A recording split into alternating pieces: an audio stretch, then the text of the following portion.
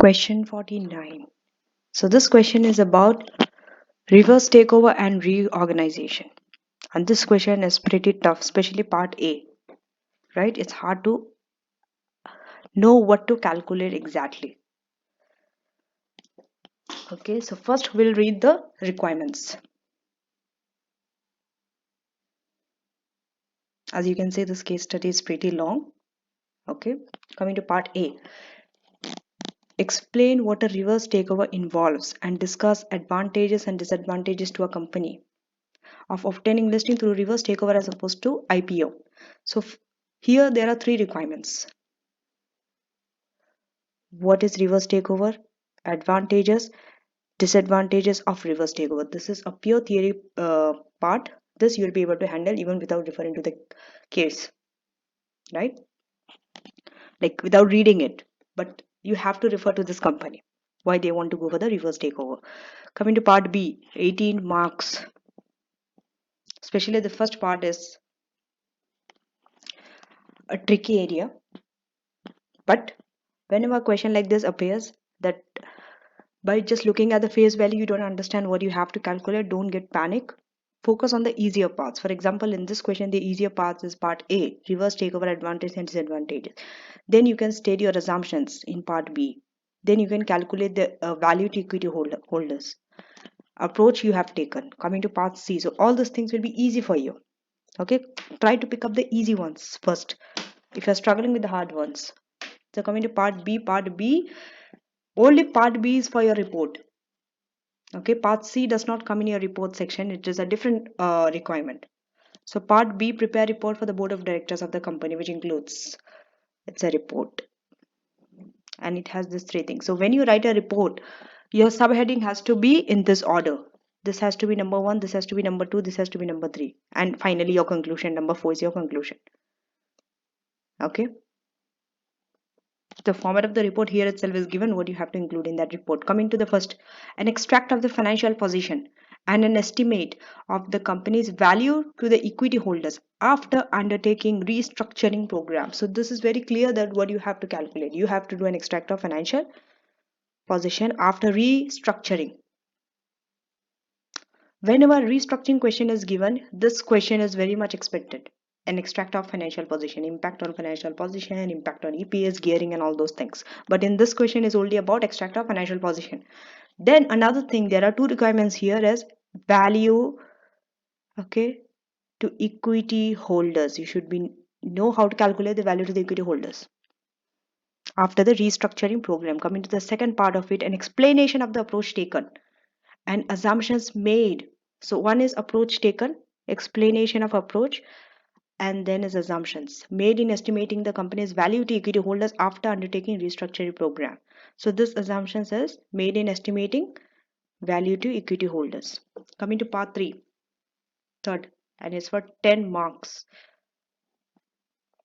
Okay, so you exactly have to know how many points you have to write under what and what are the points you have to make to get those 10 marks, because whenever the big marks is given, bigger marks, often is very easy for us to repeat the same points in different paragraphs. So don't do that.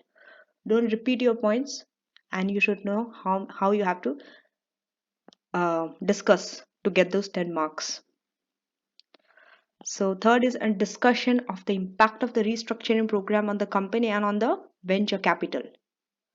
So you can see 5 marks for venture capital, 5 marks for the company. Basically, you have to discuss. It does not mean that this is a theory question. You have to use your calculation, the numbers which you have calculated. After that, what is the impact? Whether it is a positive impact after reconstructing or is it a negative? You have to say both the positive and the negative impact on both this company and the venture capital. Okay, and professional marks, of course. Coming to part C, discuss why the attention the company pays to its stakeholders represented on the supervisory board may change when it has obtained a listing. So currently, you can see from the question that it has not obtained a listing. That's why it is taking a reverse takeover to obtain a listing. After listing, what happens? How they are going to pay attention to the stakeholder, how it will change. Basically, that you have to explain. Okay, this type of question is a unique type of question, because this type of question, if you see, this is not a question that you will get from the textbook. You have to think. Critical thinking is required in this type of questions, even though it's for 4 marks. So part C, I'm going to go through that. But coming to part A again, reverse takeover, I'm not going to read the whole answer. I'm just going to tell you the main points. That's it. The whole answers you can read later. So let's go to the case study. Okay. I will not be reading the whole case study. I will only be reading that part which is necessary for my reverse takeover.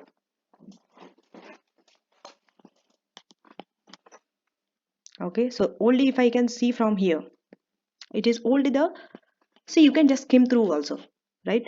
To know which paragraph exactly is relevant for that requirement. Okay. Only I can see that only my first paragraph is required, so I will only read first paragraph. The 8-member board of executive directors of the company, a large private unlisted company, okay, is considering the company's long-term business and financial future. The board of directors considering whether or not to take a restructuring program. This will be followed a few years later by undertaking a reverse takeover. So first they are going to take a reverse takeover. After that, they will decide whether they have to go for restructuring or not. Okay, this is not happening in the same time. To obtain a listing on the stock exchange in order to raise new finance. However, a few members of the board of directors have raised doubts about restructuring program and reverse takeover, at least not least the impact upon the company stakeholders. Some directors are of opinion that an IPO would be a better opinion when obtaining a listing compared to reverse takeover. Okay, so only this much is there. Rest all is not needed for reverse takeover. So now I will just go through the answer. This I will show you later. Okay, we'll go through this later. If you see the marking scheme also, explanation is 2 marks and advantages and disadvantages are divided equally. Okay, or you can even write explanation, advantages and disadvantages 3 marks. 3 marks for explanation, 3 marks for advantage, 3 marks for disadvantages. If I was you, I would have been divided it equally like that, or maybe 2, and then after that divide the advantage and disadvantages by equal amount of marks.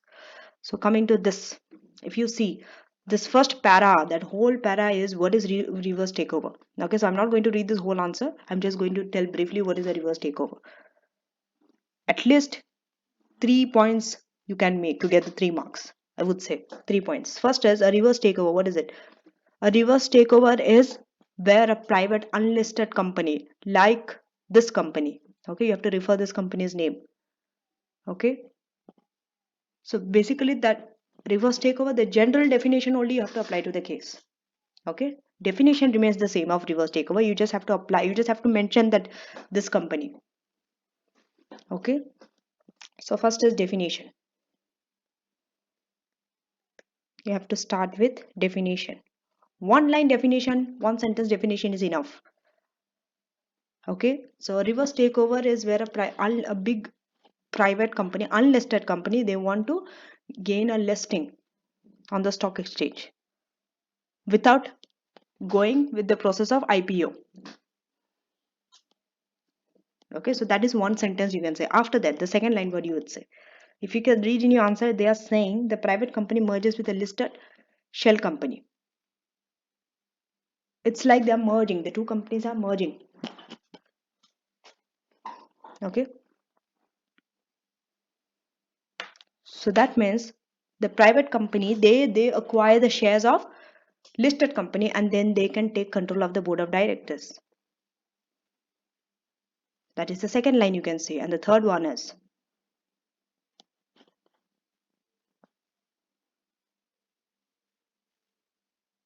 what is the third line? This depends, because you have been learning so many things about reverse takeover. You can write, but you have to refer to the case study. Okay, here they have given a lengthy. Here they have said that listed company issue equity shares and exchange for equity shares, and unlisted company. There were the original private company's equity shares gain a listing on the stock exchange. Okay, and often the name of the listed company is also changed to that of the original unlisted company. So this is different from usual takeover. Okay, where the big company takes over small. You can even say this for reverse takeover. It's not given here, but you can say that this reverse takeover is different than the normal acquisition, Why? Because in accusation, a big company, the powerful company, takes over the smaller company, the target company. But in this case, the small company, okay, they're letting themselves being taken over by the large company. Large company means the listed company, but it's small listed company. Why? Because they want to get the share. They want to get listed. One is they want to get listed, the other one is for finance. So this also you can write. Now coming to the advantages and disadvantages. If you see, advantages is 3 and disadvantages is 4. Now this is up to you. Because there's, if you are giving 2 marks for the definition, then that means 7 marks. So 3 for advantages and 4 disadvantages. It does not matter how many advantages and disadvantages, but you have to cover the points. If it's for 7 marks, you have to divide it like that. Maybe 4 for advantages or 3 for disadvantages. Maybe you are having more advantages compared to disadvantages. It's absolutely fine. Okay, but it should not be that you are giving all the advantages and no disadvantages. You are giving 7 advantages and you are not giving any disadvantages, right? Let's say you are giving 2 marks goes for definition, so 7 advantages you are giving, that means you are getting your 9 marks, and you are not giving any disadvantages. It does not happen like that. You will not get marks for that. You will not get your full marks even if you wrote the 7 points, because they told advantages and disadvantages, so you have to divide it like that. So coming to the advantage, I'm not going to read the whole sentence. This is from your textbook also, and it is easy to understand. If you read, you will understand it. First point, though, what advantage is? What is it?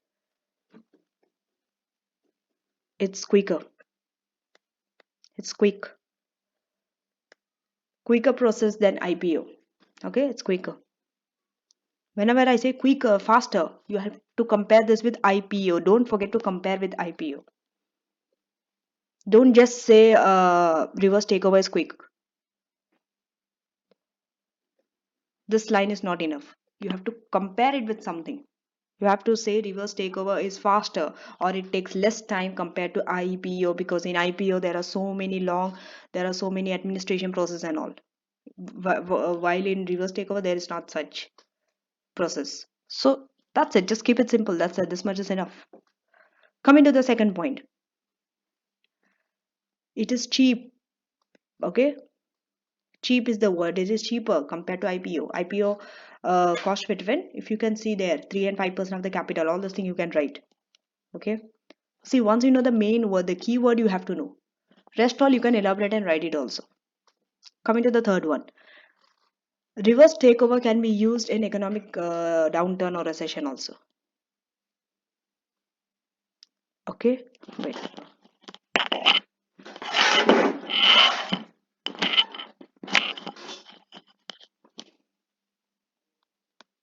So doesn't get affected by recession or economic downturn, anything like IPO gets in. Okay, of course during economic recession no one wants to go through IPO and get a listing. They don't know that, but reverse takeover does not get impacted that much. So these are the 3 advantages. Now you can elaborate on this.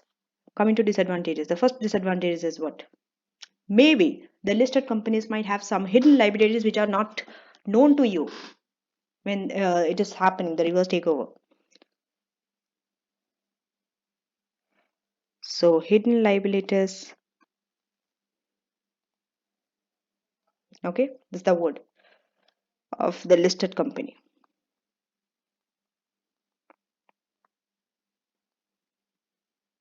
But in IPO there is no such thing, because everything is there. All the documents is there. Everything is prepared to using the IFRS and IAS, and everything is there. Therefore, you have to carry out due diligence and all. To carry out due diligence and all also is expensive. It makes the work more, takes longer time and expensive also. Coming to the second point. Okay. Selling shares immediately after the reverse takeover happens. What happens? In reverse takeover, the small company, okay, the let themselves, okay, they'll surrender themselves. They let themselves to be taken over by the big company so that they get the listing.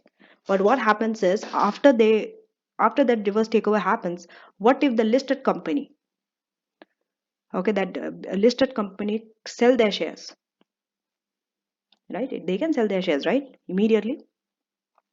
So this can have a negative impact on the share price. Therefore, selling Sell shares immediately.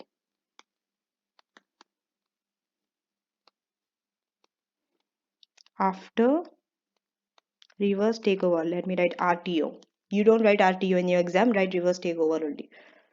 Okay, so sell shares immediately after reverse takeover. This is the second point. Coming to the third, lack of expertise. Lack of expertise of running a listed company. See, before they were reverse takeover, the company was unlisted. Now they become listed. There's a difference. You have to prepare more documents. You have to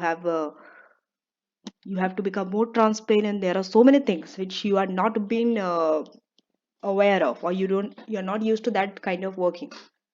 Okay, and running a listed company is different compared to unlisted company. You need expertise in all this.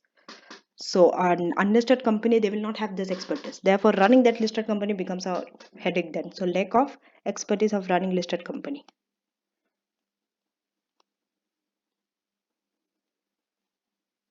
Number four. What could be number four?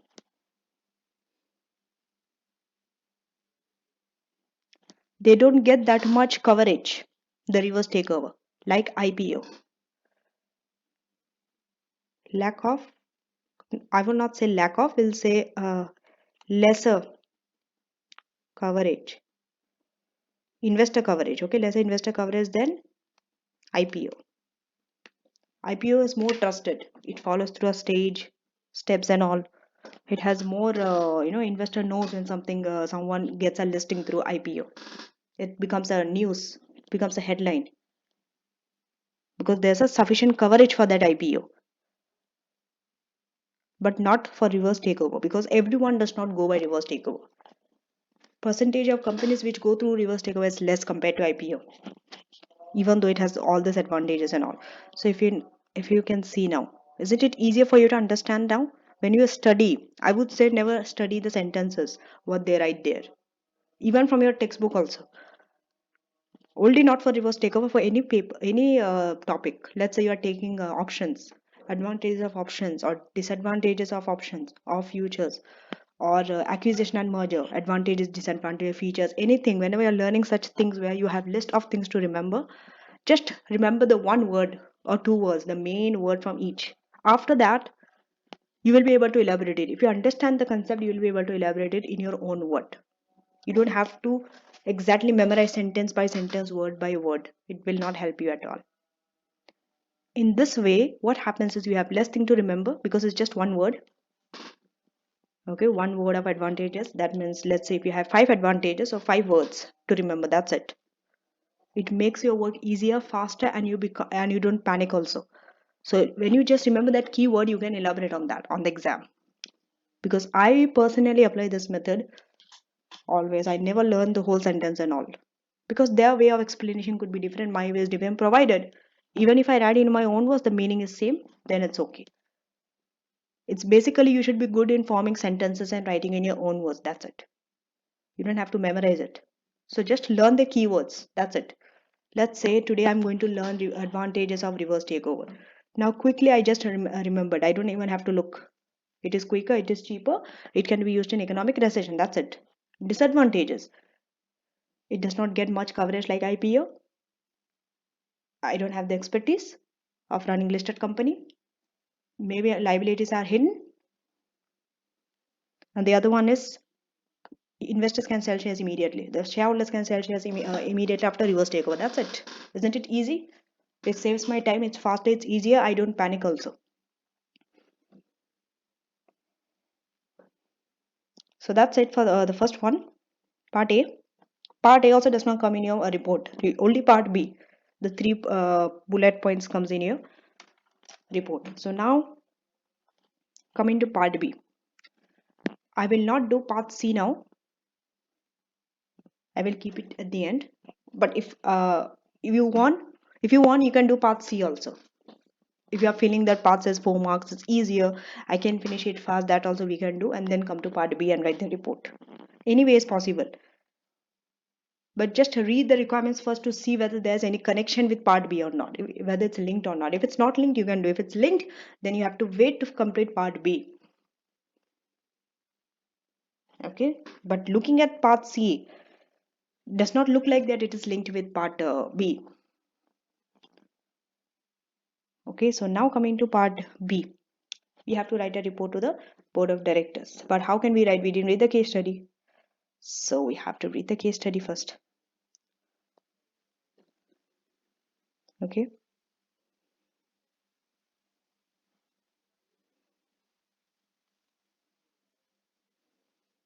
So first part is done. First paragraph goes. Now coming to this paragraph.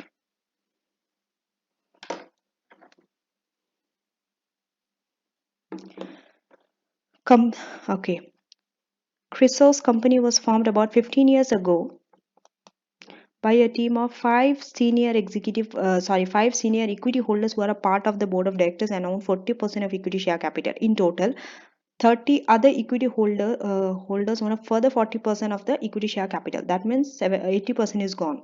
But they are not part of board of directors. Okay, that 40% equity shareholders. And the consortium of venture capital organizations owns the remaining 20% of equity share capital and have three representatives on the board of directors. Before I go to the next sentence, let me mark the important ones. This is what you have to do. Take your pen in your exam, or if you're doing a computer-based exam, maybe in June you'll be doing computer-based exam. So take your mouse or anything, underline, highlight. Don't go to the next before highlighting you. So what is the important one? How much percentage they are holding? Because you have to describe the changes after reconstruction. So okay, 5 senior equity holds 40% and 30 other equity holders holds 40%. VO says venture capital holds 20%. Okay. Now, the venture capital organizations have also lent the company substantial debt finance in the form of unsecured bond. How did they give the debt finance? Unsecured bonds due to be redeemed in 10 years time. Okay, this will see in the balance sheet is there.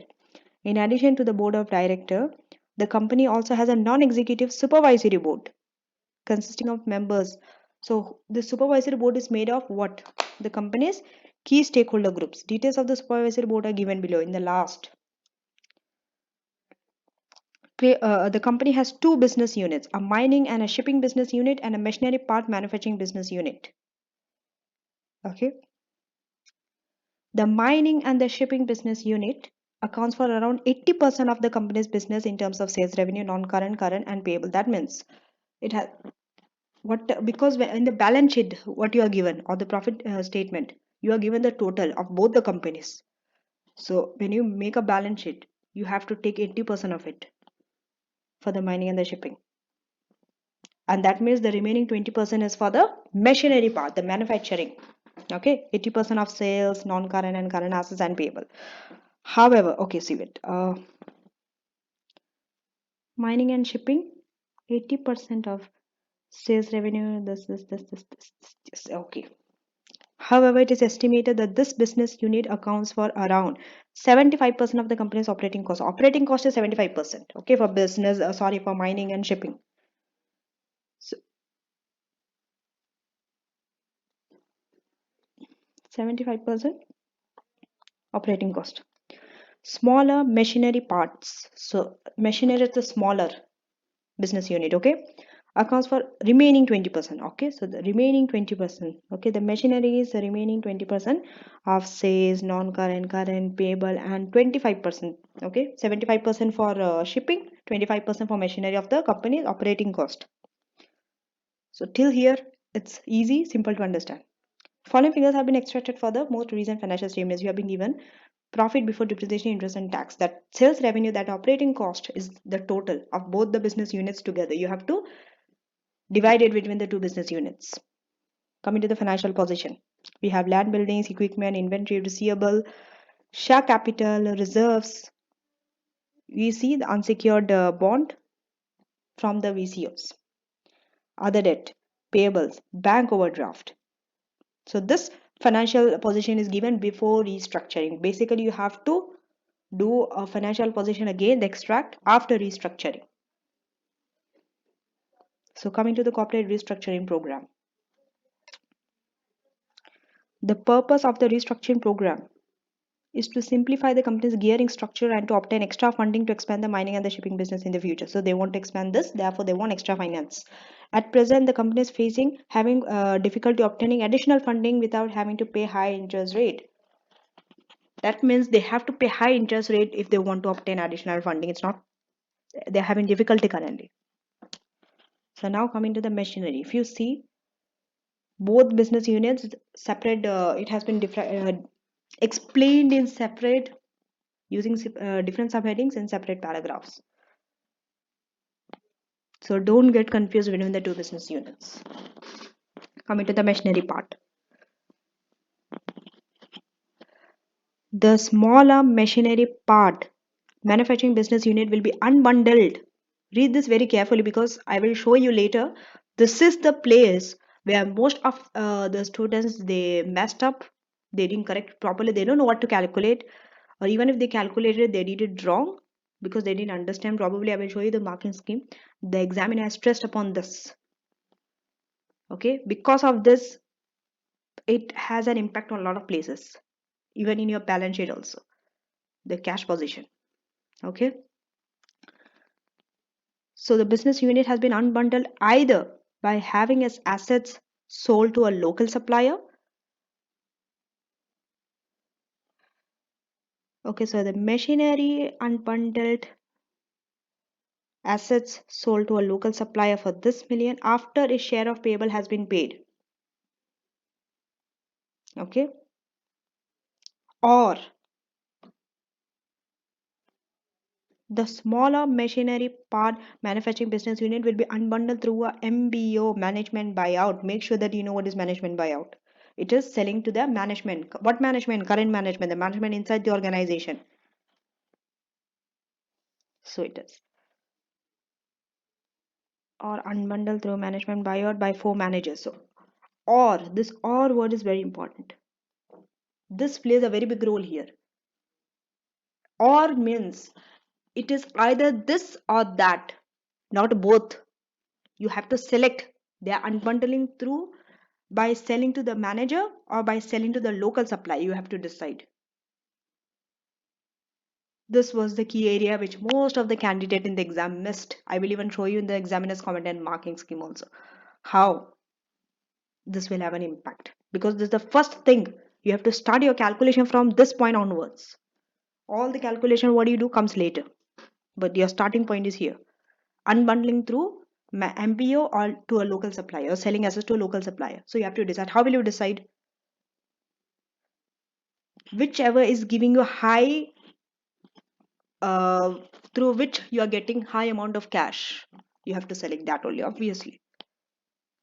So you have been selling to local supplier for 3102 million. That means if you are getting more than this amount by unbundling to your MBO, you have to select that.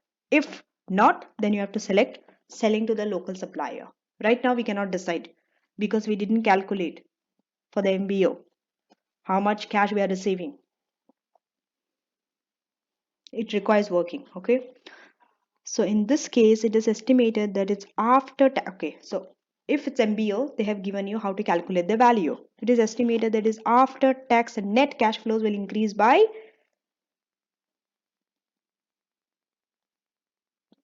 8% in the first year only and then stay fixed at this level for the foreseeable future.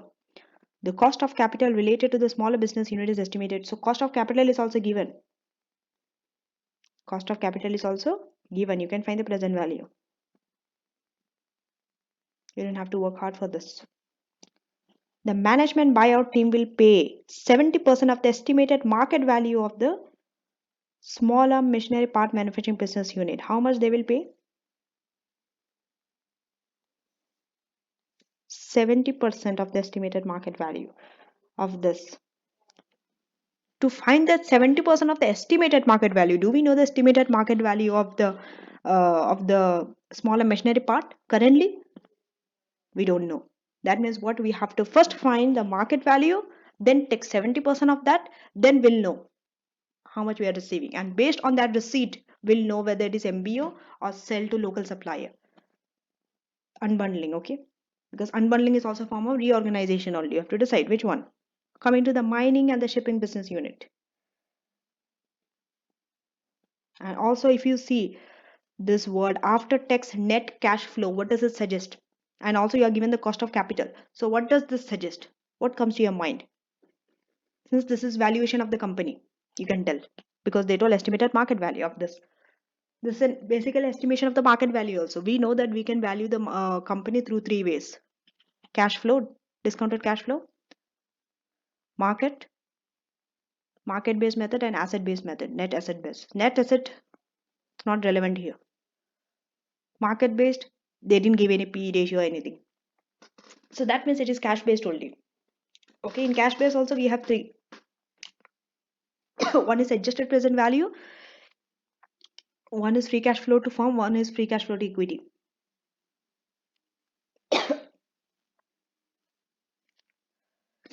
So this one is which one? Free cash flow to it is free cash flow to firm. It is not free cash flow to equity. But you can find free cash flow to equity also. How? That cost of capital, you have to find cost of equity because you cannot use for free cash flow to firm cost of capital. Okay, but use free cash flow. But in this we have used free cash flow to firm or free cash flow. It's very important that you know which method you are using. Whenever that word is there after tax cash flows, it suggests that it is about free cash flow only. Either it is free cash flow to firm or free cash flow to firm, yes, and free cash flow to equity. It depends on what you are given, cost of equity or cost of capital. Now coming to the mining and the shipping business unit, the bigger business. Following the unbundling, see the word following the unbundling. So it's very important that in your unbundling section you make the correct decision, whether MBO or selling to local supplier. It's okay if you're not getting the answer perfectly, but at least your steps has to be there, working has to be there, how you reach to that point. So following the unbundling of the smaller machinery part, manufacturing business unit, company will be focused solely on the mining and the shipping business unit, the bigger business. They want to sell off that smaller business unit, unbundle, not sell off, and then focus only on that one big business unit. Prior to undertaking the reverse takeover some years into the future. Okay, so reverse takeover they are not going to do now. That they are going to do in the future. Before this reverse takeover, first they are going to do this reorganization. So as part of the restructuring program, the existing, read this very carefully, this paragraph. This paragraph is a must because this based on this only you will extract your financial position. Everything changes based on these figures only. So as part of the restructuring program, the existing unsecured bonds, right, lent by the venture capital organizations will be cancelled. So unsecured bonds cancelled and replaced by an additional 600 million $1 shares for the venture capital organization. I don't have to do any calculations. By just reading this statement, I know there will be some changes to the venture capital organization's shareholding. It will increase or decrease? It will increase. Why? Because they are now taking more shares. They are now taking more share in that organization. They are replacing that unsecured bond is cancelled. So the share capital also will increase by 600. So all those things, okay, what can happen, how the financial position will change and all, it should first come in your mind. You should picture when you read sentences and all. It's not that when you do the calculation, sit to do your answer, prepare financial position, then you think what I should do and not. Automatically it should flow. By now you know that this one change is there. Unsecured bond cancel, share capital increases. Okay. So the VCOs will pay. How much they will pay? They will pay $400 million for the shares. So to take that 600 million shares, they are paying 400. That means this will have an impact where? Cash. Cash increase. Always write this annotation. It's very easy for you to later write it. Cash increases because of this. Because they are receiving 400 from venture capital organizations. Now, the bank overdraft, we have a bank overdraft also in the financial position, will be converted into a 15-year loan on which the company will pay a fixed annual interest of 4.5%.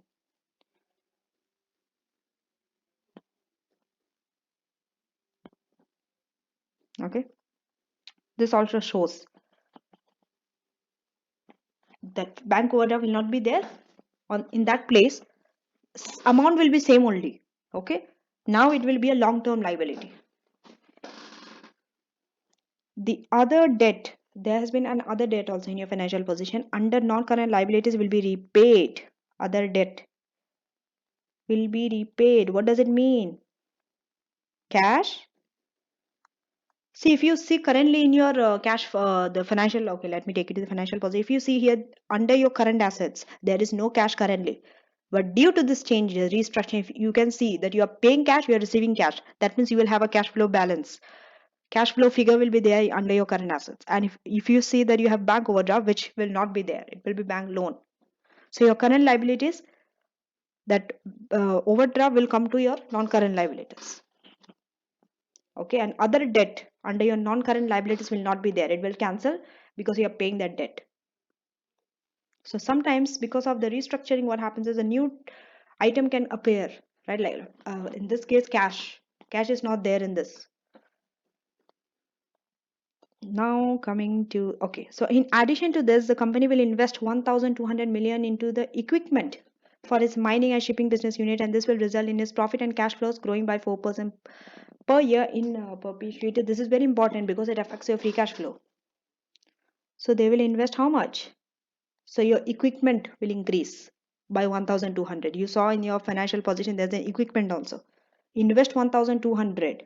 This investment, okay, cash reduce. Okay, because we assume that we are paying this by cash only. So cash will reduce here. Equipment will increase. Okay, just right there in front also. What will increase, what will decrease. It becomes very easier for you. Then directly you just have to take in your financial position. So because of this, profits and cash flow will grow 4% in year. Okay, this is very important because you have to grow your free cash flow. Coming to the additional financial information. The company aims to maintain a long-term capital structure of 20% debt and 80% equity in market value terms. So 20% debt and 80% equity. Company's finance director assesses that 4.5% annual interest it will pay on his bank loan is a reasonable estimate of its long-term cost of debt. Because currently they are paying 4.5% annual interest, right? So they are saying that this is also considered as cost of debt. So this 4.5% you can use it as cost of debt because it's a reasonable estimate based on the long-term capital structure above. Although the company does not know what is cost of capital is for the mining and the shipping business unit. See, they don't know what is the cost of capital for mining and shipping business. They have only given cost of capital for the smaller business unit, that unbundling part. So you have to calculate cost of capital also here. Extra work is required. See, even though they don't tell you, okay, if you see there in your requirements, did they tell you anywhere find cost of capital? They will not tell you all this. You have to find out because you have to know what figures you need to find the value of the company. You need cost of capital. So its finance its finance director has determined that the current ungeared cost of equity of which company? This company, a large quoted mining and shipping company. So if you see, it's also quoted and mining shipping company, a large quoted, a similar company, a proxy company is used to find the cost of capital is 12.46%. Sometimes when it's not clear what you have to calculate, just read that this thing is not there and later they give you some information. That means they are giving you that information for you to calculate. In this case, they told you no cost of capital is found. But after that, they're giving you ungeared cost of equity of a proxy company. That means they are trying to tell you that you have to use that to find cost of capital. Indirectly, they're telling you you have to find cost of capital using this. Okay. So the company's finance director wants to use, okay, this is to use the Sidero company's ungeared cost of equity to calculate its cost of capital for the mining and the shipping business unit. Here they have told clearly, but most of the time they don't tell you. You have to use your brain and then you know. So for shipping and mining business unit only, this is after unbundling. Okay. The annual corporation tax on profit applicable to all companies. That means for both companies it is 18%. Tax is 18% and it can be assumed that tax is payable in the year incurred. All the non-current assets are eligible for all non-current assets. There are two non-current assets in your financial position. One is equipment and the other one is land and buildings. Both are eligible for tax allowable depreciation. Tax allowable depreciation at 12% annually on the book values. Okay, the annual reinvestment needed to keep, okay, this is very important. Reinvestment needed to keep operation at the account level is equivalent to the tax allowable depreciation. Now details of the supervisory board. This one details of the supervisory board is needed for your part C of your answer. Let's read that also and finish it off. The non-executive supervisory board provides an extra layer of governance over the board of directors. It consists of representatives from the company's internal stakeholder groups, including finance provider, employees, and company's management. It enables that the actions taken by the board of directors are for the benefit of all the stakeholder groups and to the company as a whole. Any issues raised in a board meetings are resolved through negotiation until an agreed position is reached. So basically, you have to comment how this will change after listing. Okay. So now you have understood what you have to do. Coming to the first part, writing a report. Before I even do any calculation and all, always I recommend you make the structure of the report, make that layout of the report first. Wherever you have to keep gap, keep that gap. Okay, it could be half page, it could be 1 page, it depends on your judgment. Okay, because since when you do preparation and all, you have been making reports on reports, so when you come to the exam, you know by reading this piece of information how much space do I need. First you have to write your report, then appendix. Your appendix should be the last thing, but of course you'll be doing your calculation first in your appendix first. That's why keep some space to write that report and then work on your appendix. After you finish all your appendix, complete your appendix, then start writing the report. It's not that you finish one part of appendix and then write a report. You can do that also, but then it becomes very confusing. You have to switch from here to here, here to here. That's why I recommend do all the calculation first under appendix, keep it ready, and then just write the report. Of course you need your calculation to write the report. You cannot write the report and then do calculations, right? It does not make sense. um, the other thing is maybe just let's say in B, the first part, you did the extraction of financial position and value to equity. You did some calculations relating to that part only and you started writing in the report. That also you can do, provided you don't get confused switching from your appendix to writing report. Now coming to the first part. So first write, do the basic introduction. Okay, from whom, who you are, financial consultant, advisor, you can write. To whom, company's board of director. Write the date of your exam also you can write if they don't give a date. Subject, what is the subject of this matter? Reorganization and reverse takeover. No, sorry, not reverse takeover, reorganization of this company. That's it. That could be, or you could be, it could be anything else. Okay, based on you can decide a good subject for that. And then write introduction. Okay, if you see here, this is basically your introduction. This part is your introduction. This part says what you have done. Okay, if you see, it follows that. Okay, so first is your introduction. Introduction, you can write it out. It's better to write your introduction first before even doing any calculations under appendix, because that shows you what you are actually doing. So first you can copy paste this line. Okay, there's no harm. Introduction can be same, because introduction will be same only, just wordings are different. So this report provides extracts from the financial position. Number one, extracts, that is number one thing, and an estimate of the value of the company after it has taken a restructuring program. Value of the company, this is number two. So this is number one, this is number two. It also contains an explanation of the process used in estimating the value and the assumptions made. So explanation is number three, assumption is number four. Just see how briefly they wrote all those requirements. Basically all the requirements what you have to do, only you are writing in your introduction. Finally, okay, the report discusses the impact of the restructuring program on the company and on the venture organizations. Everything from the requirement. Just see the requirement once more. Last part of B, discuss the impact of the restructuring on the venture and the company, and just read here. Finally, the report discusses the impact of the restructuring on the company and the venture organization. Same. It is dicto copy. It is just taken from the requirement. In requirement, it was like a question mark. Here, they are changing it into a sentence form by changing the words from here to there. That's it. Now, so you don't have to break your head to make a very nice introduction, lengthy introduction with such complex English and words. No, it is very easy. Not more than 2 minutes you have to spend in your introduction. Not more than 2 minutes.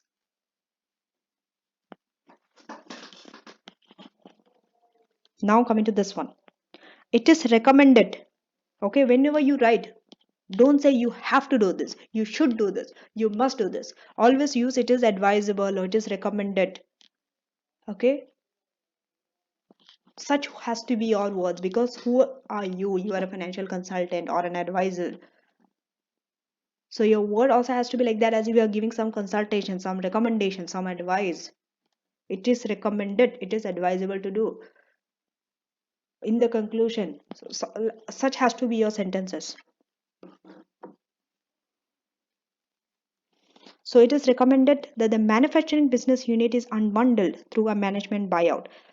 This part, don't write it now, because this part you cannot write it before you do your calculation. You see, only this is your introduction. This has to be your first, what do I say?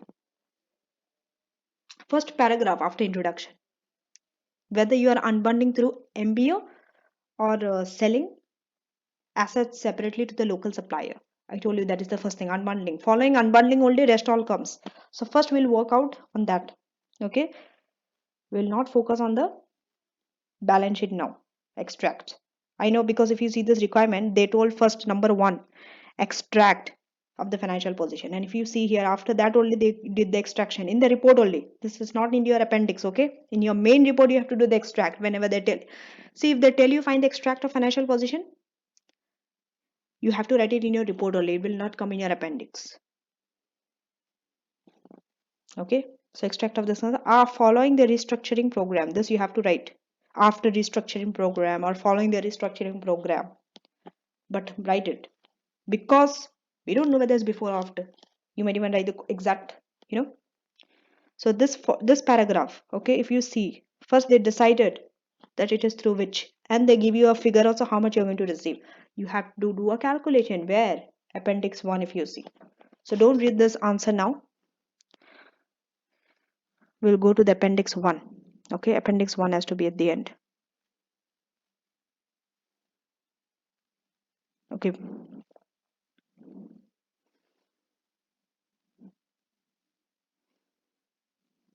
okay, if you see here, see, just see how it is. I'm just scrolling it to show you that report is written first and then comes your appendix. Even in your exam also you have to write like this only. It's not your appendix first and then your report, because what happens is when you write appendix first, it is considered that it is a report only. Usually when you read a report practically also, how do you see the appendix? At the end, right? Whenever you read some, it is at the end, so it always be at the end only. Report compiled by date. Okay, credit will be given for alternative and relevant points also. Appendices. Appendix 1, label it properly. Under Appendix 1, this portion. Appendix 2, I'm calculating this. Appendix 1, unbundling and manufacturing business unit. But make sure that it follows a logical order. It should not be, Appendix 1 should not be something which you have to calculate at the end, like cost of capital of that big company. Mining and shipping. No. First, you have to calculate unbundling, because that happened first. Whatever happened first, it should come in appendix 1. It should be in that order. Appendixes also has to be in order. Even your report also has to be in that order. So coming to sale of assets. First, it is option 1. What was it? Sale of assets. Then it was option 2, management buyout. Sale of assets. Nothing to write. They have clearly told you. Net process to the company from the net sales of assets the manufacturing business is this much. They have clearly given this amount. Nothing to do there. Come to option 2. Option 2 only you have to do your working. Go to your sales revenue. Sales revenue is this. Out of that, only 20% you have to take, because manufacturing is 20% of sales revenue. From that, operating cost It's 25% because 75% was for the shipping and mining. So the remaining 25% is for manufacturing of the operating cost, this much. Deduct it. After that, you get your profit before depreciation, interest, and tax. You have to find your depreciation. Because they told that all non-current assets are eligible for taxable depreciation. So that you have to deduct. It was given as 12% and into 20%. Why 20%? Because they told that all non-current assets is 20%. That means even your taxable depreciation will be 20% for this business, manufacturing business unit. 20%. Now 7,500, it is basically the addition of the two non-current assets. This was your land and buildings. This was your equipment. Okay, because both all non-current assets they told are eligible for taxable depreciation, deducted. Then tax is 18%. Okay, then you find your cash flow. After you find your cash flow, we know increase it divided by cost of capital because we have to find free cash flow to firm. So estimated value. What is the estimated value? Cash flow into 1.08 because 8% was the growth rate. And then divide by this cost of capital was 10% for manufacturing business unit. After that, on this amount, you have to find 70% only they will pay to the company. So 70% of this, 3289. Now compare this amount with this. If you're doing with management buyout, the managers are going to give you 3289 million. But if you're selling to the supplier, 3108, which is higher. Of course, you will select the higher amount, the company. So the option, you have to write this in sentence, by the way. What option you are selecting and based on what? See, the option to unbundle through a management buyout, option 2 is marginally better for the company and it will opt for this. I will put a star mark so that you never forget to write sentences. Now 3289. Now you know how you got this. Let us go to the report. That thing only you are writing in the report. You have to write it in the report, by the way, which unbundling you are taking. It is recommended that the manufacturing business unit is unbundled through a management buyout rather than the assets being sold separately. And it is estimated that the company will receive this much from the unbundling of the manufacturing business unit. Refer the appendix also, how you got that value whenever you say 32891, any amount. This amount is recorded as a cash. They told you. Why you are writing that line? What is recorded as? Come to the second point. Sometimes what you have to do is you have to work it simultaneously. It's not that part 1 and then comes part 2. You're not writing in your report like that. Okay, part 1, part 2. You're not writing these numbers there. Just writing is different paragraph. That's it. You have to write your explanation. What approach you are taking. So that's why they are taking what approach. Okay, so this amount, because next you are going to extract a financial position. So you have to tell this amount is recorded as a cash receipt in the extract of the financial position given below.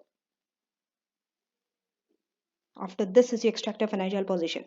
Now you are in a position to do extract a financial position. If you are not able to do it, they would have given you some other things. Why was it in the first order? First, an extract a financial position. They would have given you something else. That means now you are able to do it. So in your report comes next as this. So you just have to take 80% of each. Why? Because we only have shipping and mining business left after unbundling. So only 80%. So land and buildings, equipment, 80% will take. But here we'll add 1,200 for equipment. Why? Because we're investing 1,200 equipment. I even told you cash will reduce by this 1,200. Investing equipment. Okay. So equipment will increase. That's why we're adding 1,200. It is not, by the way, it is not 5,400 plus 1,200 into 80%. No, 80% is only for this 5,400. After that only you have to add 1,200.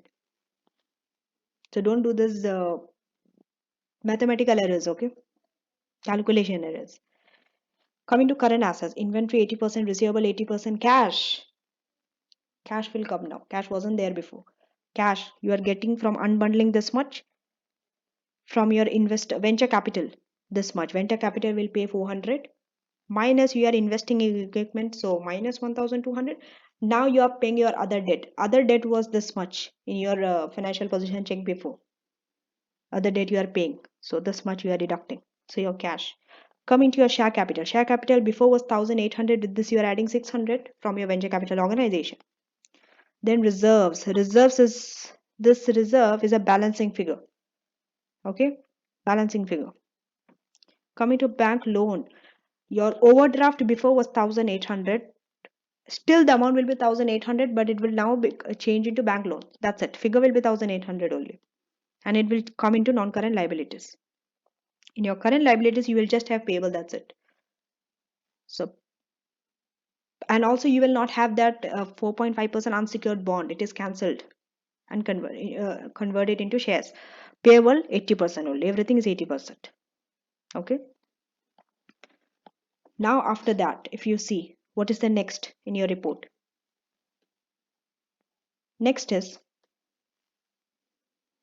estimate of. See, everything is falling in order if you see. Okay, estimate of. You write a subheading, proper subheading. Estimate of the company's equity value following the restructuring program. Now restructuring has been done. Financial position has been extracted.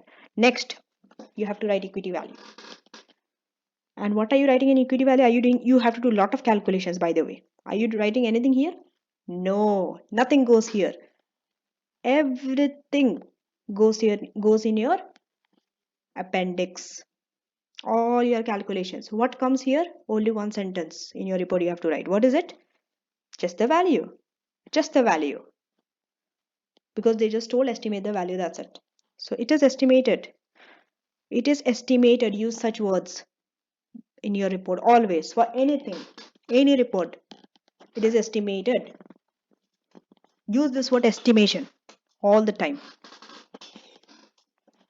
because we are never sure 100%. Okay, because we know the nature of it. We are using so much of estimates to calculate that value.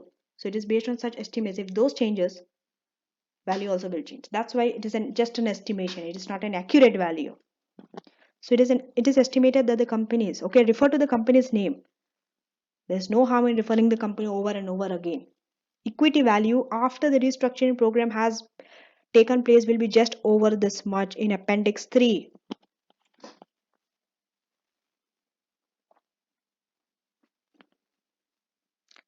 Okay.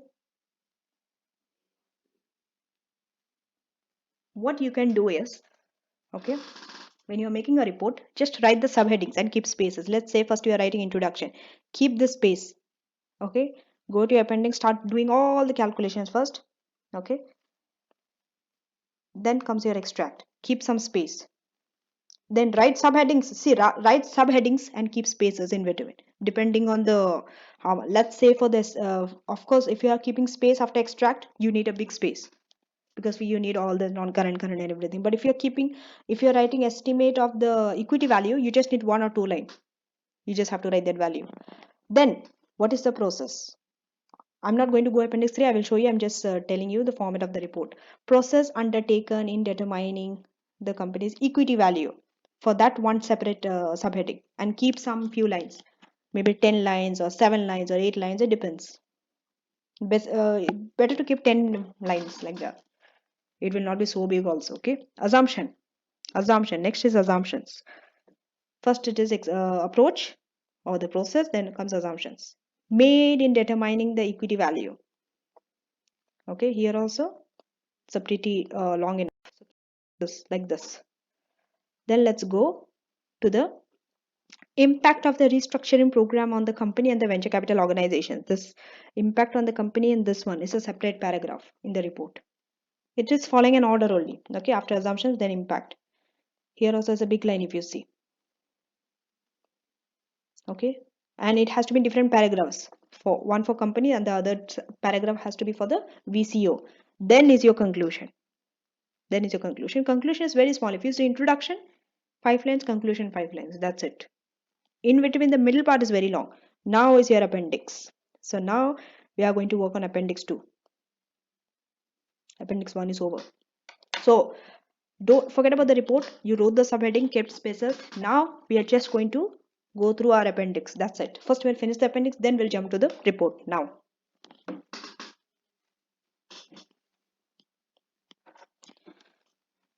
Now appendix 2. Of course, to find estimate of value, that appendix 3. First, what do you have to find? First, what do you have to find? Cost of capital. Without finding that, it's impossible to find estimate of value. So that's why a separate appendix is kept for cost of capital. So cost of capital appendix 2. Okay. You have to know which formula to use. The company's estimated cost of equity and cost of capital. What? Okay, this is, if you see this, a formula is used. This is not that one. Asset beta, equity beta. Regearing, ungearing. No, you cannot use it. How? Why you cannot use it? Are you given any equity beta? Are you given the asset beta of that company? You are not given. You are just given the ungeared cost of equity. So that ungeared cost of equity tells you something, which formula you have to use. Okay, exactly this formula only. The Modigliani and the Miller's theory, ungeared cost of. So you have to find the geared cost of capital. Ungeared cost of capital has been given to you, equity. You have to find the geared. So to find that geared cost of equity, the formula is ungeared cost of equity, which is 12.46 plus 0.82, because this is your tax. Tax is 18% deducted. 1 minus tax into cost of equity minus cost of debt. Cost of equity is 12.46, cost of debt 4.5% into proportion of debt over proportion of equity. So debt was 20%, equity was 80%. Based on that, this is your cost of equity. Now, you cannot use a CAPM formula. Capital asset pricing model cannot be used here because you are not given risk-free rate, you are not given the market risk premium. Directly, this only you have to use in your, okay, this is your cost of equity, I'm sorry. This is not your equity beta that you have to use in your CAPM formula and find cost of equity. You have found the cost of equity. This only you have to use in your back formula. So this 14.09 into 0.8, because proportion of equity is 80% and proportion of debt is 20% into cost of debt, 4.5% into 0.8 because after tax, and 12.10, so 12%. It's always better to round up to a whole number. Okay, cost of capital. So now based on this 12%, we are going to find the estimate of value, which leads us to our appendix 3. So appendix 3, estimate of value. Value means what value? Shipping and mining business units value. That means that cash flow we have to find out after. So forget about machinery, that 20%. Now we are working on the 80% only. Again, we have to find the cash flow. So start with the sales revenue. 80% of the sales. Cost is 75%. Profit, okay, and then depreciation. Of course, tax allowable depreciation is 12%. Okay, here they didn't give you the whole calculation, by the way. Okay, that how they got 1382. It is 12% into 80%. Okay, into, that's how they got 6,000 and 5520. Okay, you will be confused how they got 6,000. What was the value of equipment? Wait, I will go like this. Check.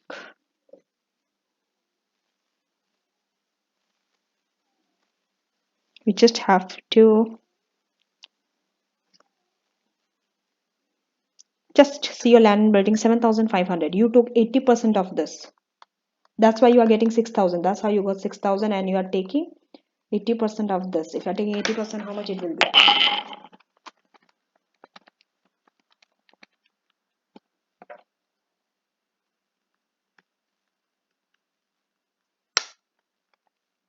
That's how they are getting 4320. And with this 4320, they are adding 1,200 equipment. You are investing in shipping and mining. So it is 5520. That's why they are getting 6,000 and 5520. They didn't show you that 80%.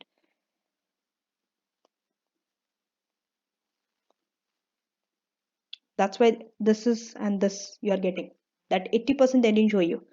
Okay, but if you are taking like this 12 into 80, then this will be 7,500. This will be the value of the equity plus plus 1200, okay?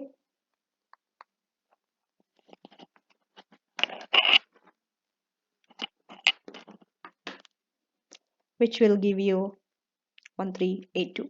Deduct it and take tax and cash flow on this cash flow. Okay, cost of capital we found. The growth also is given to you 4%. So estimated corporate value on this, you increase it by 4%, and cost of capital minus the growth. This is the value on this. They told value to equity holders. Equity holders means what? You have to minus your long-term liability. Debt has to be deducted. Don't forget that. What is your long-term liability? Check under your balance sheet. What is your non-current liability? Not before the new one, after restructuring. Go up to your report and see that. Non-current liabilities is just this bank loan, 1800. That is your debt. It has to be deducted. Always non-current liabilities will be deducted. So 1800 will be deducted from that value, and this is your estimated value.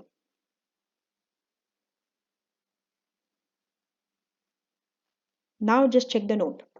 It is also acceptable to calculate cash flows after interest payment and use the cost of equity to estimate the equity value based on the cash flows to equity instead of cash flows to firm. That also you can do. But then you cannot use cost of capital, you have to use cost of equity. And from your cash flow, you have to deduct your interest payment. That 4.5% into that bank loan that you have to deduct.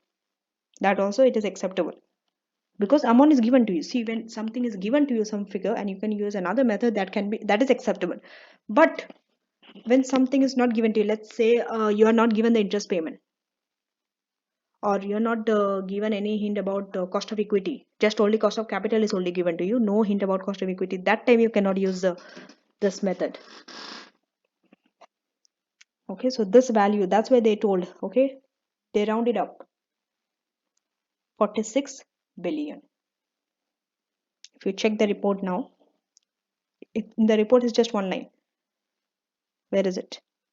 It is estimated the equity value after restructuring process will be over 46 billion, because it is 46 something, right? So over, slightly over that amount. Now the process undertaken. Before process undertaken, we want to find from the venture capital organization also.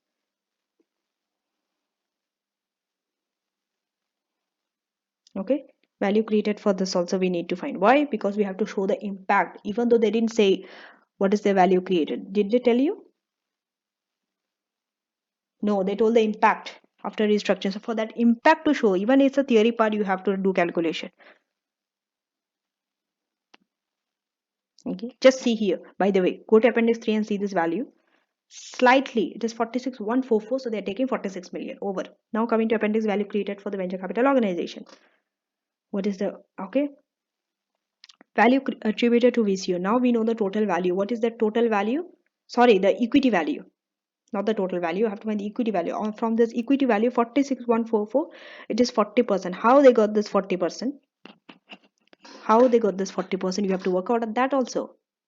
Before, how was it? Before the restructuring, in your opening paragraph, what they told you, in the second paragraph, they told you it is 20%. Now it increased to 40%. Of course, it will increase because they have invested 600 shares. Okay, before what was the share? Check your balance sheet. That's it. Just check. Before it was just 1800 and they had 20%. So if you have to do this working, it will be 20% of 1800. What was it? How much? It was 360. So they had 360 shares before the equity VCO. Before. Now how much they have? 600. So with this 360 they have 600. Add 600. How much they have? 960. After.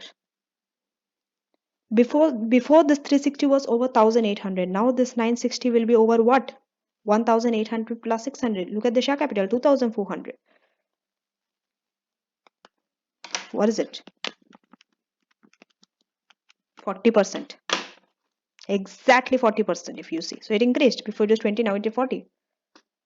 This approach, what I did just now, it is, you have to write it in your own words, in your approach taken. It is given also. I will show you later. But first let's do work on the calculation part. Whenever venture capital takes more shares, you have to exactly do this working. How much, by how much percentage their shareholding increased? So it is 40% of the estimated equity value. Okay, on the equity value only. Okay, you have to focus on other total value. So 40% on that, it is this. Value from increased. Now, be careful. Value from increased equity ownership. This has doubled from 20 to 40%. So that what is see now the shareholding doubled from 20 to 40%. Isn't there a benefit for that? What is that benefit? You have to find out for that double. Double means what? It increased by 50%. That's why it is 50% on that value to the venture capital organization. That for value attributed to WV. So first we found 40% of that because now the share capital is 40%, but how much it increased from 20 to 40? That change is 50% it increased. For that also there's a benefit. There's a value for that. So this.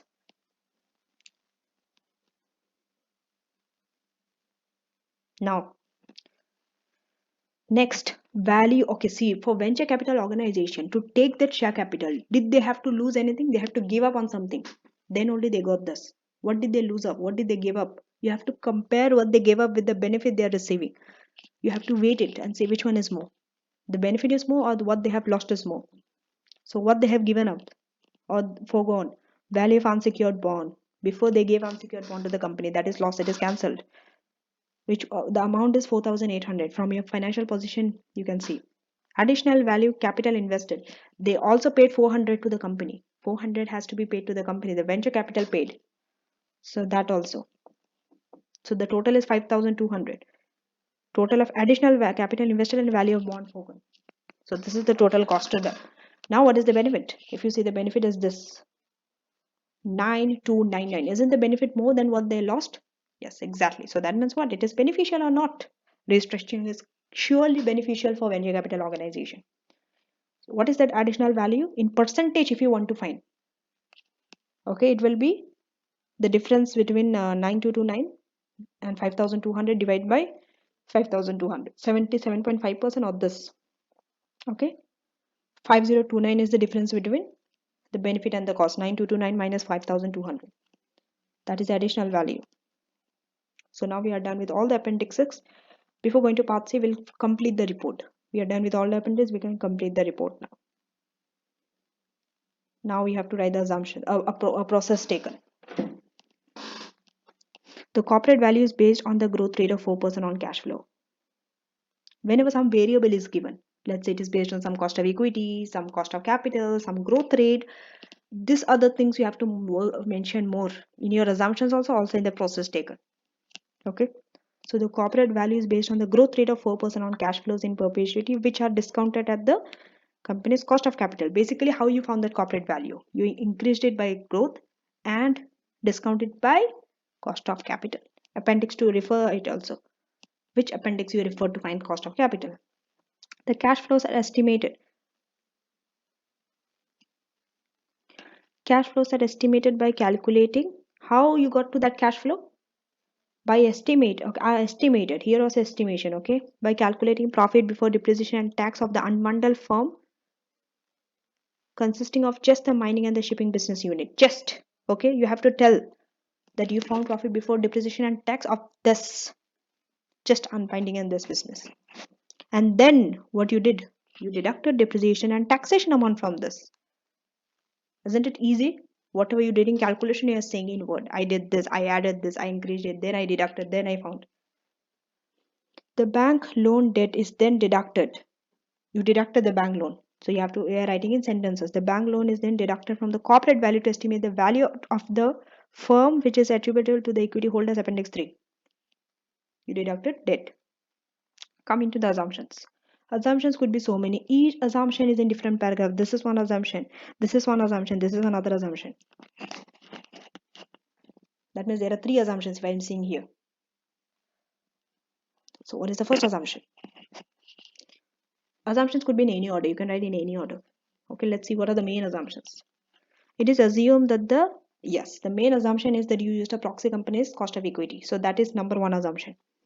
Considers ungeared cost of equity is equivalent. We assume that it is equivalent to the company's ungeared cost of equity, given that they are both in the same industry and therefore face the same business risk. Modigliani and the Miller's proposition 2 is used to estimate even better. I will not say that you have to refer this. If you don't refer also, it's fine. But even better if you remember this, I would say. What exactly you used? You used this formula only. It is known as Modigliani and the Miller's proposition 2.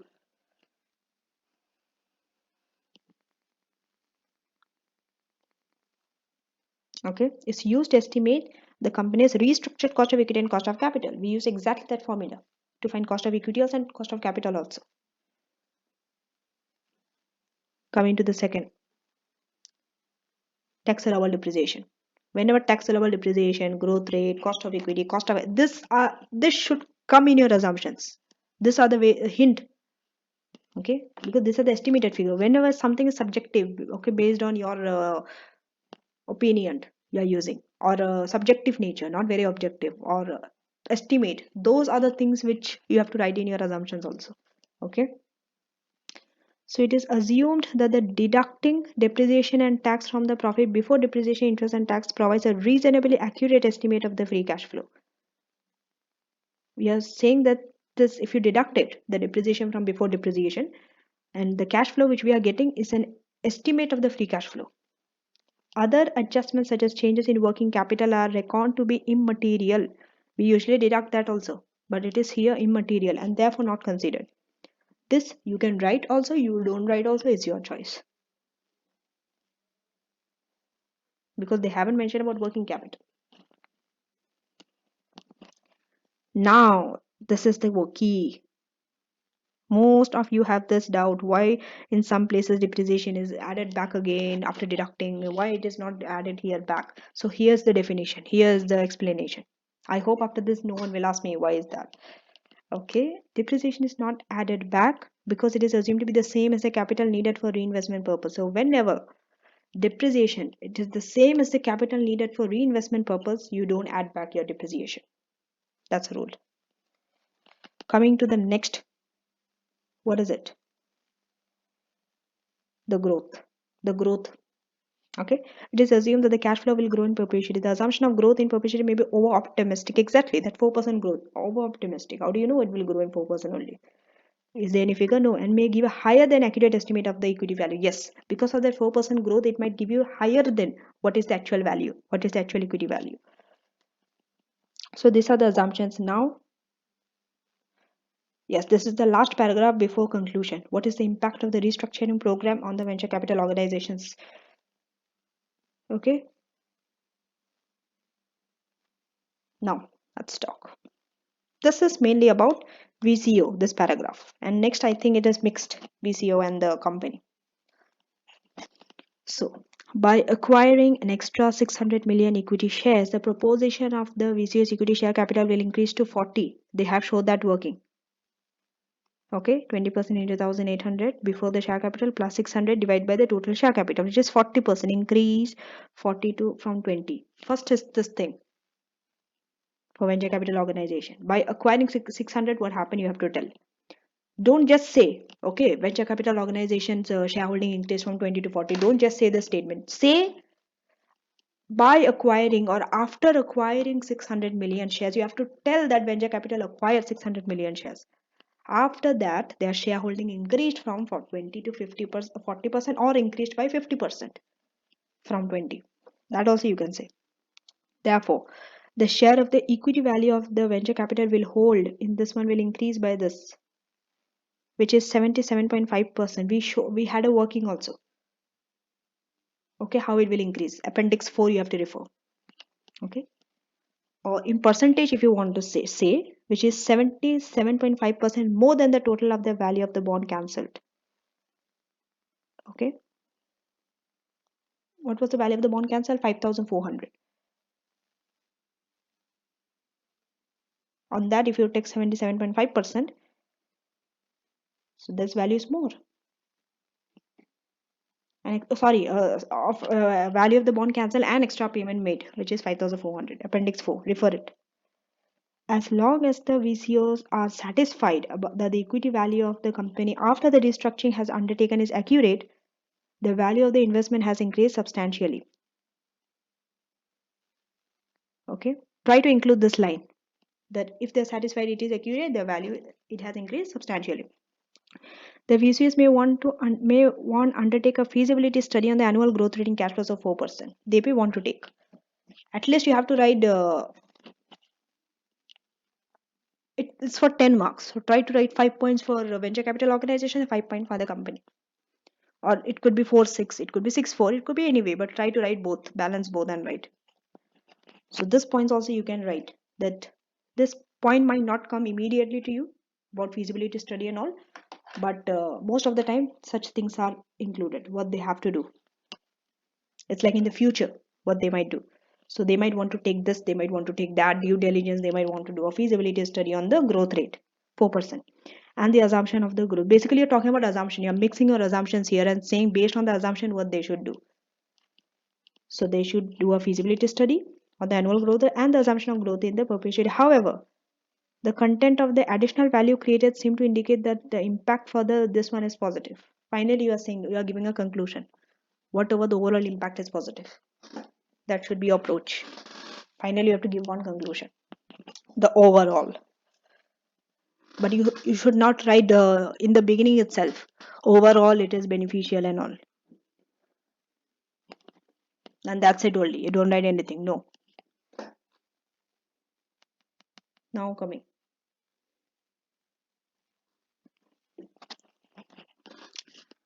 By cancelling the ungeared, so now we are seeing what happens when they cancelled it. By cancelling the unsecured bonds and repaying the other debt in non-current liabilities, opportunity has been created for the company. So they are now talking from the company's point of view from this paragraph. What happened if they deleted the unsecured bond and repaid the other debt? Now there's an opportunity for company to raise extra debt. Extra debt finance can be raised because in your non-current liabilities it reduced, right? Unsecured bond went off, other debt has been paid, so your debt reduced. So now you can take more debt for future projects based on a long-term capital structure ratio of 80% equity and 20% debt. So based on this ratio and a corporate value, so this was the corporate value, the total value before deducting your debt. This equals to just under this million. Just take 20% of this corporate value, 47,944. It is 9. It will be slightly below 9,600. Okay. So just under this million of possible debt finance which could be assessed. So that means up to 9,600 million of debt can be taken based on this ratio. Since the bank loan has a current value of this, what was that bank loan in your non-current liabilities? It was this much. That means it will further reduce by 1,800. So company could raise just under an extra this million. Okay, 9,600 minus 1,800 debt funding, and it would also have this in net cash available from the sale of the machinery parts manufacturing business unit. From the sale of, yes, they are selling the machinery manufacturing business unit to their managers, MBO. This 1439, it is your cash balance only in your balance sheet. So this much cash they are receiving. Basically, when you're talking about impact for the company, you have to talk from various point of view. The debt is increasing, cash increased, they can take extra debt for future. Okay, now coming to the last paragraph. When you're talking about the company, don't forget about your other stakeholders. You have your 30% equity holders, 5 senior equity holders who had their shareholding before. So you have to show the impact also. What would be their shareholding after this restructuring? So the third paragraph is you are talking about other stakeholders. Company's current value has not been given. Okay, so their current value. Basically, you're talking about the limitation. Okay, their current value has their current value been given? No. After restructuring, you know what is their value. So their current value has not been given, and therefore it is not possible to determine the financial impact of the equity value after the restructuring has taken place on the company as a whole. Yes, you cannot tell as a whole what is the financial impact, because to know that you have to know what is the current value before restructuring. We don't know that. So this type of sentences also you can add. More you add, better it is. Because it is not given. When something is not given to you, you are even free to write that in your report that this is not given, therefore this impact cannot be calculated. It is not that everything which is given to you only you have to write. Something which is not given to you also you can write, like this current value. Nevertheless, given that the company has access to an extra 7,800 million debt funding to expand its investment in new value creating projects, it is likely that the restructuring program, it is likely You are giving some probability. You are not saying it will be or 100% it will be beneficial. You can never say like this. You can say most probably or likely. Okay, you cannot be 100% sure, you cannot be very certain. Okay, so you cannot write words like, avoid words like that. You have to write words like it is likely enough that the restructuring program will be beneficial. You have to tell overall, because overall if you see it is beneficial. If I ask you, is it beneficial from your point of view, forget about their answer, you would say yes. Why you will say yes? Because for venture capital organization also it is beneficial. Their shareholding increase, their value is more than what they've forgone. Even for the shareholder, the value increase, their cash increase, their long-term liability will increase. So for both the parties, restructuring program is positive. So you can say overall it is positive. However, this however word is very, it's like a dangerous word, I would say, because it will give you some limitations also. There are some limitations also of restructuring. It means if there are some limitations, that also you have to bring out here.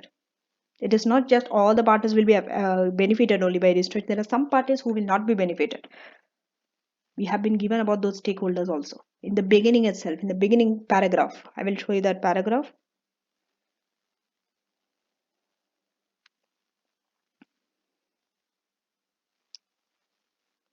Just go to second. I have mentioned 5 senior equity holders hold 40%, 30 other equity holders hold 40%. What about these two parties? What about their shareholding? Did we discuss that? We didn't. We have to discuss about those. At the end, okay, always check.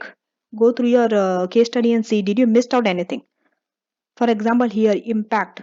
You missed out on this 5 senior executive and 30 other equity holders because they told just equity holders overall. So those also you have to include. If you see here, they told on the company, they told on the company means overall, everyone you have to include, all the stakeholders. So that also you have to include. So it is recommended that the companies tries to determine its current equity value. Okay, it is recommended the company tries to determine, that means its current equity value, and compare this with the proposed new value. So after this beneficial and all, they are saying it is better if they can find their current value also, determine their current value also, to compare it with the new value. A concern may be that both the 5 senior executive holder group and the 30 other equity holder whose proportion of equity shares will reduce from 30 to 40 each as a result of the venture capital acquiring an additional 600 million shares. This you have to say. Why it decreased? Just saying it will decrease is not enough. Why it decreased? Because venture capital took more shares now. So from their proportion, it will reduce. Okay.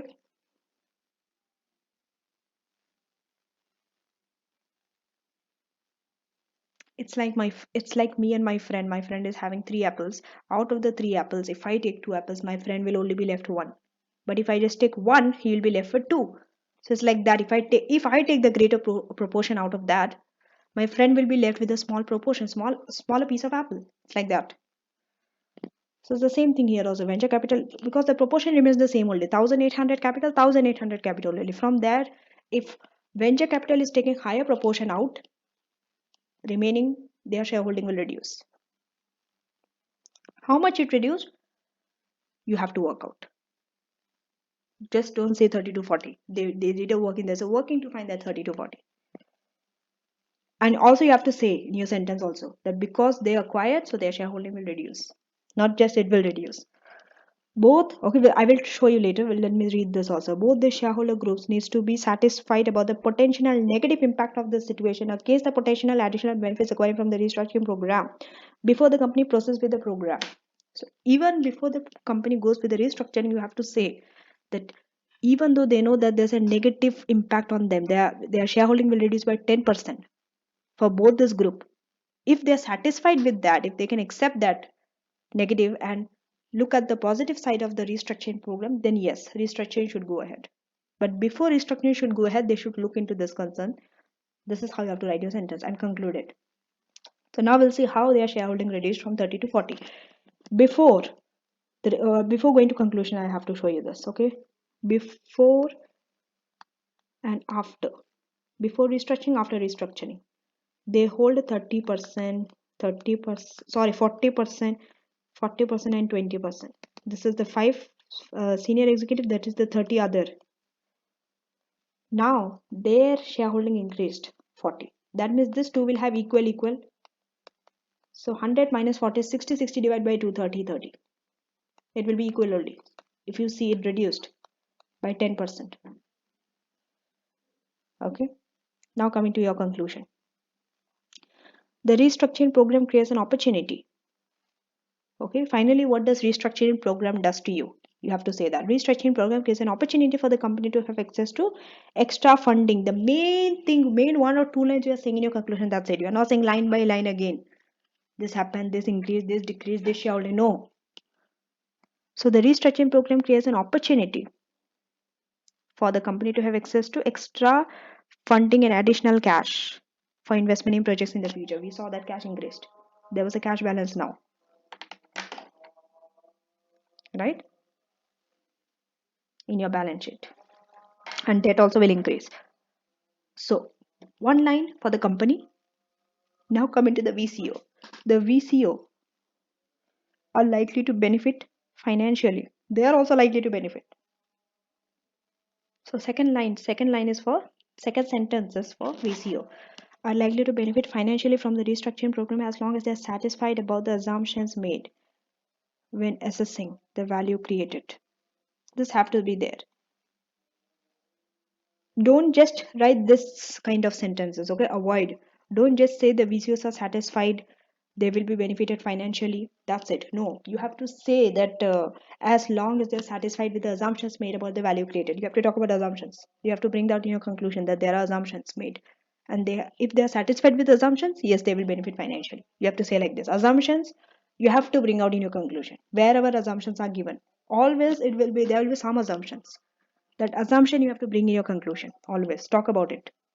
Just hit on that, okay? Just a touch on your assumption. You don't have to go on explaining your assumptions, okay? However, I told you, however, what is very important. It's a keyword. It tells you that okay, these are advantages, but even then there are some disadvantages. So use word this but. However, despite of. So like that. The company will need to ensure that all equity holder groups are satisfied with the change in their respective equity holdings. Maybe I will tell you to copy this and memorize this line maybe for your restructuring question. In your future restructuring question, maybe you can just write this in your conclusion. Before I go to part C, I will show you the marking scheme because we are done with part 2. Okay.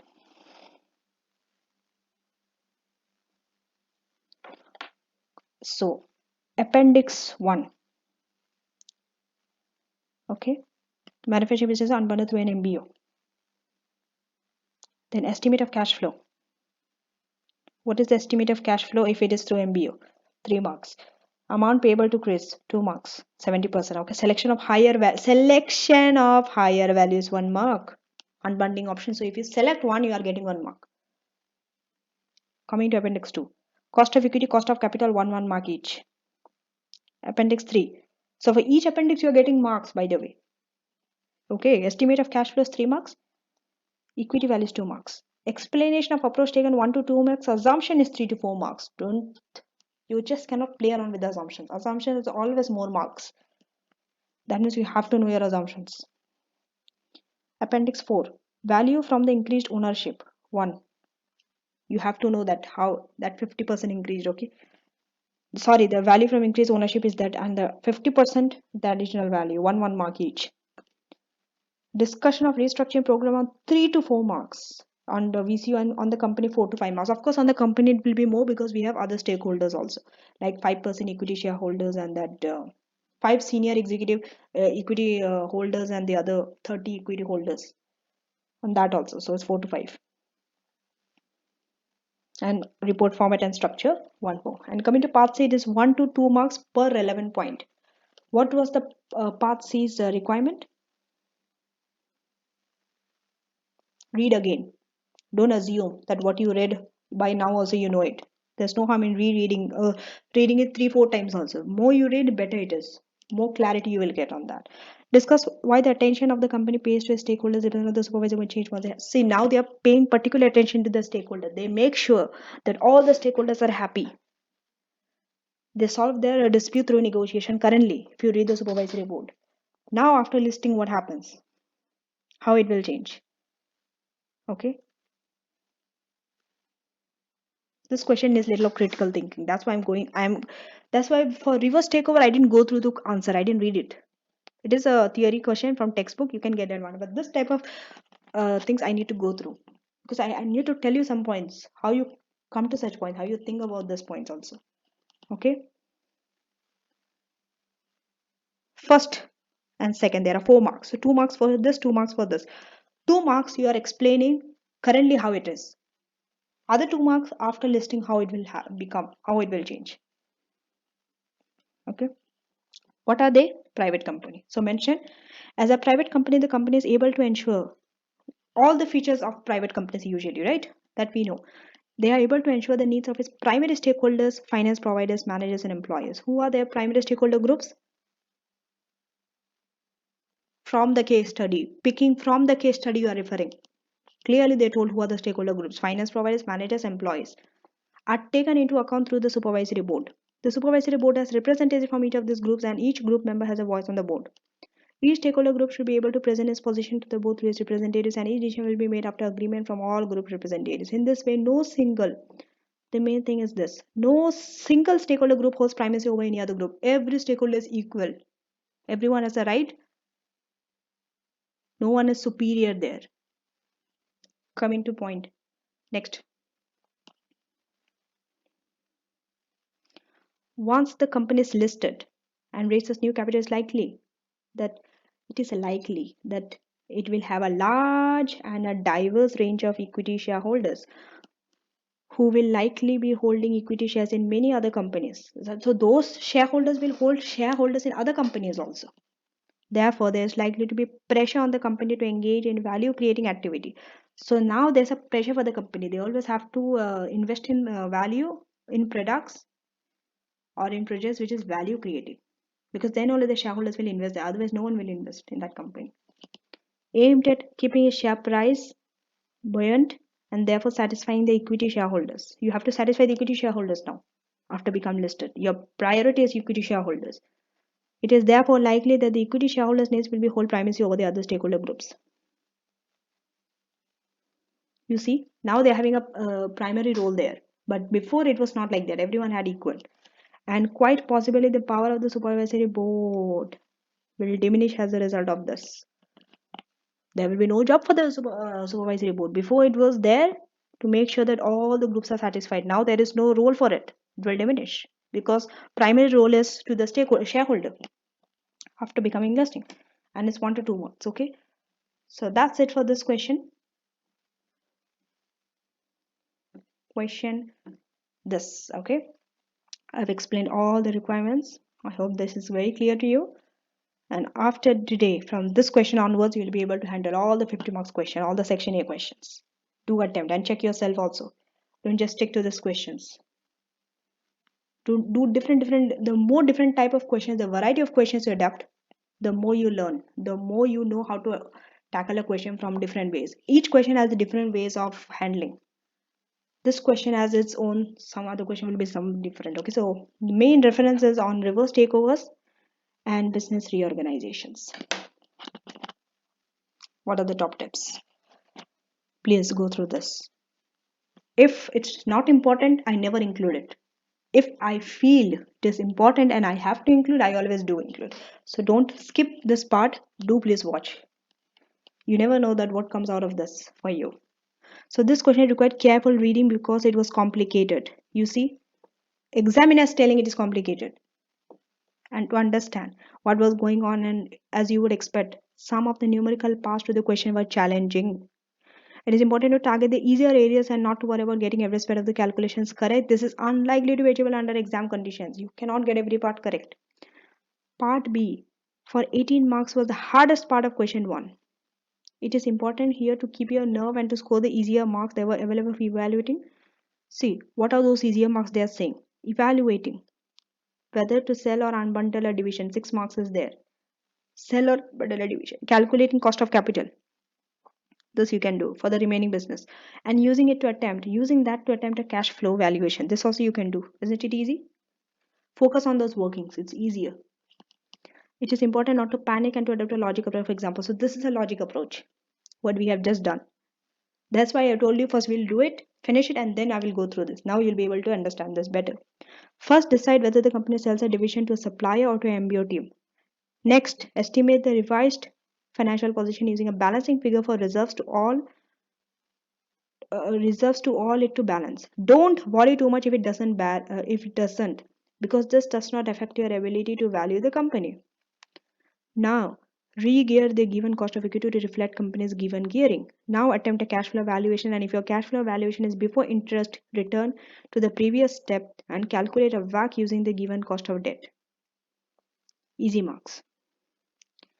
It is important to target the easier discussion areas and not to worry about getting every aspect of the calculations correct. This is unlikely to be achievable under exam conditions. The discussion part of this question is parts A. Third part of B. Impact of the shareholder company and the venture capital organization, and C. Were worth about half of the marks and therefore need almost as much effort as the numerical areas. You see, even your theory part needs equal effort as your theory part. So both theory and numerics, you have to pay attention. It's not just number or theory. Some of you might be too good in numbers, some of you might be too good in theory. You need to balance out. You need to have a balance, strike a balance between these two. You cannot be too bad in one of these things. Otherwise, you will struggle a lot. Right? So just work on your weakness more. I will always say, don't always pick those questions where you have strength. Always don't do numbers. It could be that on single day you are just picking up theory questions and only working on that. It is even advisable for you to do that. Just to classify a question into a certain syllabus area. In that area, do all the questions, different type of questions. Then you will see a pattern. That's how you learn theory questions. Okay. So that's it for today. Hope you like this video.